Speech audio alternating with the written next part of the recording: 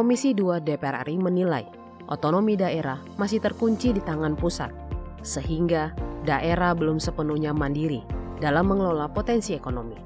Karena itu, Komisi 2 DPR RI mendorong percepatan pembahasan rancangan Undang-Undang Badan Usaha Milik Daerah atau RUU BUMD sebagai langkah strategis memperkuat desentralisasi ekonomi.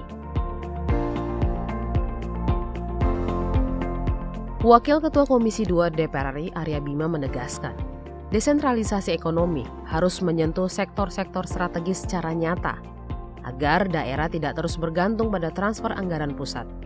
Menurutnya, RUU BUMD menjadi instrumen penting untuk membuka berbagai bottleneck yang selama ini menghambat kinerja BUMD. RUU BUMD ini banyak hal harus menyelesaikan bottleneck dari BUMD yang ada. Undang-undang BUMD keinginan kita adalah memberikan peran Menteri Dalam Negeri supaya menjadi jembatan atau menutup defisit akses berbagai kendala BUMD di daerah bisa dijembatani persoalannya antar kementerian.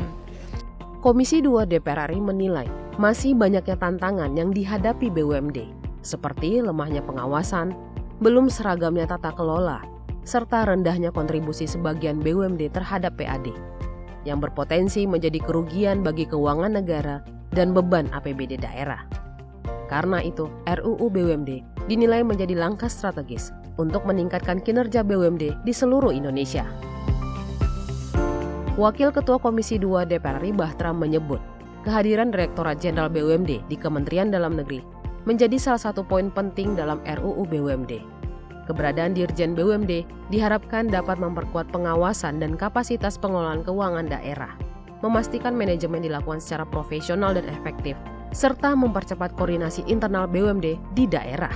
Kalau sudah hadir dirjen tersendiri terkait dengan BUMD, maka dia lebih kuat pengawasannya di daerah sehingga mereka bisa berkoordinasi lebih cepat, dan itulah yang akan menjadi percepatan atau akselerasi agar BUMD kita di seluruh daerah bisa maksimal. Komisi 2 DPR RI menegaskan, RUU BUMD harus mampu memperkuat kemandirian ekonomi daerah melalui tata kelola yang kuat, pengawasan yang jelas, dan profesionalisme pengelolaan. Dengan demikian, otonomi daerah diharapkan tak hanya bersifat administratif, namun juga nyata dalam meningkatkan kesejahteraan masyarakat. Tim Liputan TVR Parlemen melaporkan.